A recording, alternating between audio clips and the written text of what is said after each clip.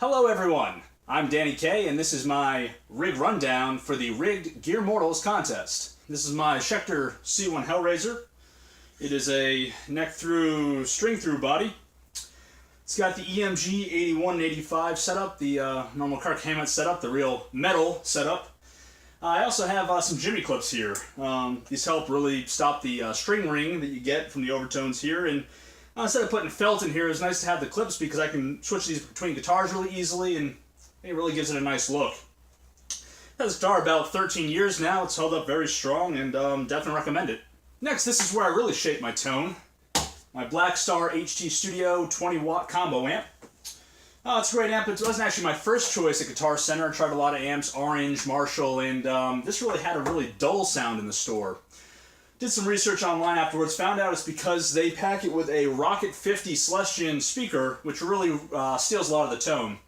So you can see with the speaker here, got a really small magnet, really chintzy voice coil inside of there, really isn't able to handle what the Blackstar can kick out. So I ended up switching it out with a Vintage 30, the really go-to metal style speaker, Celestion still, and the magnet's about that wide there, and the voice coil is really beefy. So you can really take what this one's kicking out here. So it can do all of that with the two ECC83 preamp tubes it has, very much equivalent to the 12 AX7s here in America. And one for the clean channel, one for the dirty channel. Those can really kick out a lot of gain if you really give it enough gain, which I'll show you how I do that in a second. And it's got the EL34 power tubes, very comparable to the 6L6s. And then to really round out my tone, I have these two pedals here that I won't leave the house without. It's my Tube Screamer by Ibanez and my Sonic Stomp by BBE.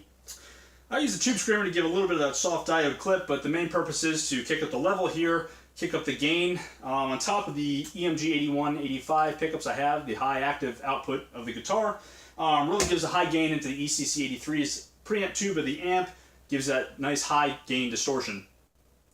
Then I have the Sonic Stomp, which out of the effects loop, out of the preamp stage, goes into here. What this is doing is slowing down the lows and mid-range frequencies that come out of the speaker.